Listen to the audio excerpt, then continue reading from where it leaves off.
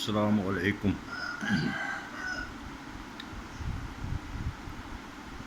کافی صدیاں پہلے مسلمانوں کے ایک عظیم سپوت، عظیم سپہ سالار اور عظیم جنگجو محمود غزنوی کے نام سے ہوا ہے۔ اس نے لگ بھگ تقریباً 17 حملے کیے ہندوستان پر اور ہر دفعہ وہ کھاتے رہا۔ 16 حملے کے بعد جو 17واں حملہ تھا اس نے بت شکن بھی بنا، سومناتھ کا مندر اس نے پاش کر کے رکھ دیا اور کامیاب اور کامران وہ واپس کیا۔ اس کا ایک سپہ سالار تھا جو شروع میں تو فوج کے ایک عام ملازم کی طرح شامل ہوا، لیکن اپنی صلاحیتوں کی وجہ سے آہستہ آہستہ وہ اوپر آتا گیا اور آخر کار محمود غزنوی کی نظروں میں آ گیا اور پھر اس کا ایک مشیر خاص دست راست بنا جس کا نام تھا ایاز۔ یہ وہی ایاز ہے جس کے بارے میں علامہ اقبال نے بھی کہا تھا کہ ایک ہی صف میں کھڑے ہو گئے محمود و ایاز، نہ کوئی بندہ رہا نہ کوئی بندہ نواز۔ چونکہ یہ باہر سے آیا تھا تو اور اس نے چونکہ بہت ترقی کی اور محمود کی آنکھوں کا تارا بن گیا، تو جو وہاں کے باشندے تھے یا وہاں کے غزنوی کے جو حکمران تھے وہ اسے حسد کرنے لگے اور حسد میں ہر وقت اس کے بارے میں برائی سوچتے رہتے اور اکثر و بیشتر اس کے خلاف اس کی غیر موجودگی میں اس کی شکایتیں محمود غزنوی تک پہنچتی رہتی اور مختلف قسم کی آسرائیاں اس کے بارے میں آتی رہتی۔ ایک دفعہ محمود کو کسی نے کہا جی یہ جاتا ہے کسی پرانے محلے میں جاتا ہے، وہاں جا کر دروازہ بند کر کے اندر سے رونے کی آوازیں آتی ہیں، پتہ نہیں ماجرا کیا ہے کیا نہیں ہے۔ تو تھوڑا سا چونکہ لوگ بار بار کہہ رہے تھے تو محمود کو بھی تھوڑا شک ہوا۔ ایک دن وہ جس وقت ایاز اس پرانے محلے میں گیا تو کسی نے محمود غزنوی کو بتا دیا کہ آج وہ جا رہا ہے، جی چلیں اس کو وہاں موقع پر گرفتار کریں، کیا کرتا کیا ہے وہاں جا کر۔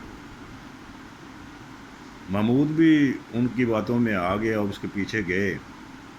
جب دروازہ کھٹکھٹایا تو اندر ایاز بیٹھا ہوا تھا اور اس نے ایک صندوق کھولا ہوا تھا اور اس میں سے ایک پرانا لباس نکال کر جھولی میں رکھا ہوا تھا اور اس کو دیکھ کر رو رہا تھا۔ جب محمود نے وہاں پہنچا تو اس کو یہ واقعہ بڑا عجیب لگا۔ اس نے پوچھا بھی یہ تم کیا کر رہے ہو؟ اس نے بتایا کہ جی میں 10-15 دن کے بعد لازم یہاں آتا ہوں، اس مکان میں میرا وہ سامان ہے جس وقت میں غزنوی میں آیا تھا، تو میں اپنے آپ کو 10-15 دن کے بعد یہاں آ جاتا ہوں اور اپنی اوقات یاد کرانے کے لیے وہ پرانا لباس دیکھتا ہوں اور مجھے اپنی اوقات یاد آ جاتی ہے کہ میں کہاں سے چلا تھا اور آج میں کس جگہ ہوں۔ یعنی اتنا کمال کا بندہ تھا وہ۔ آج ہم اگر ہم اس کا موازنہ آج کے لوگوں سے کریں تو آپ دیکھیں کہ ہم کیا تھے، ہمارے لوگ کیا تھے۔ آپ جس کے اوپر بھی نظر ڈالیں کسی کو اوپر انگلی اٹھانے کی ضرورت نہیں ہے، سب ایسے تھے جس وقت ان حکومتوں میں شامل ہوئے آ کر تو شاید ان کو پہننے کے لیے اچھے کپڑے بھی نہیں تھے ان کے پاس۔ یہ چند دن پہلے ایک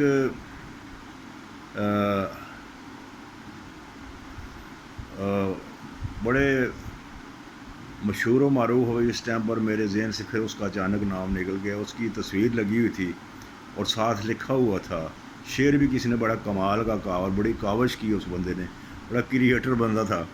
اس نے کہا تھا جب گھر سے چلے تھے تو خالی جیب تھے، پھر لفافے ملتے گئے اور صحت بنتی گئی۔ تو چیز یہ ہے کہ یہاں ہر ایک کی یہی حالت ہے۔ اگر وہ کبھی یہ سوچ لیں کہ یار ہم کیا تھے، یہ کس طرح یہ ملک ہمیں ملا تھا، کس طرح اس ملک کو ہم نے کھڑا کرنا تھا۔ آج ہم صرف اپنے بارے میں سوچ رہے ہیں، آج لاکھوں میں، کروڑوں نہیں، اربوں میں کھیل رہے ہیں۔ تو کبھی ان کو یاد آ جائے اس ملک کے بارے میں بھی، تو میرا خیال ہے کہ ہر آدمی کو اپنی اوقات کو ضرور ایک دفعہ دیکھ لینا چاہیے، اور اپنے وہ کپڑے جو کبھی وہ پہن کر آیا تھا اس ملک میں، اس ملک کی حکومت میں، اس کو وہ یاد رکھنے چاہیے کہ میں کیا تھا اور آج میں کیا بن گیا ہوں۔ تو صرف میرا یہ ایک واقعہ یاد کرانے کا مقصد یہ تھا کہ ہمیں ضرور دیکھنا چاہیے کہ اس ملک نے ہمیں کیا دیا اور ہم اس کو کیا دے رہے ہیں۔ صرف دیکھنے والی بات یہ ہے۔ تو اصل میں جو آپ کا مقصد تھا آنے کا حکومتوں میں یا اداروں میں، وہ مقصد پیٹ بھرنا بھی تھا، لیکن ساتھ خدمت کرنا بھی تھا۔ ہم خدمت تو بھول ہی گئے، ہم صرف پیٹ بھرنے پر لگے رہے اور لگے ہوئے ہیں۔ اگر اسی طرح ہر آدمی اپنا ہی پیٹ بھرتا رہا، اپنے آپ کو ہی سنوارتا رہا، تو یہ ملک کو کون سنوارے گا؟ ملک کی حالت کیا ہوگی؟ آج ذرا اپنے نیچے دیکھیں کہ کتنے کمزور لوگ، کتنے بیچارے لوگ ایسے ہیں جن کے پاس کھانے کو روٹی بھی نہیں ہے، لیکن اوپر آپ دیکھو آ کر تو لاکھوں کروڑوں میں کھیل رہے ہیں۔ لوگ آج احتجاج کر رہے ہیں۔ یار خدا کے لیے ان کے لیے بھی سوچو۔ آپ صرف اپنی آسائشیں دیکھ رہے ہو، اپنی دیکھ رہے ہو کہ ہمیں کیا کچھ ملا۔ اگر آپ لوگوں کی بجلی حکومت نے فری کی ہوئی ہے یا آپ نے خود فری کی ہوئی ہے حکومت میں مل کر، تو یار ان کا بھی سوچ لو کہ یہ بیچارے کس طرح زندگی گزار رہے ہوں گے، ان کے بچے کس طرح زندگی گزار رہے ہوں گے۔ تو یہ جو حالات بن رہے ہیں، اللہ تعالیٰ ہمارے ملک پر رحم کرے۔ ہم پتہ نہیں کس طرف بڑھ رہے ہیں، اور حکومت ہے کہ وہ آنکھیں بند کر کے بیٹھی ہوئی ہے۔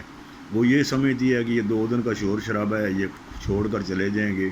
مجھے نہیں پتہ اس کا انجام کیا ہوگا، لیکن یہ ہے کہ ضرور سوچنا چاہیے، ہر حالت میں سوچنا چاہیے۔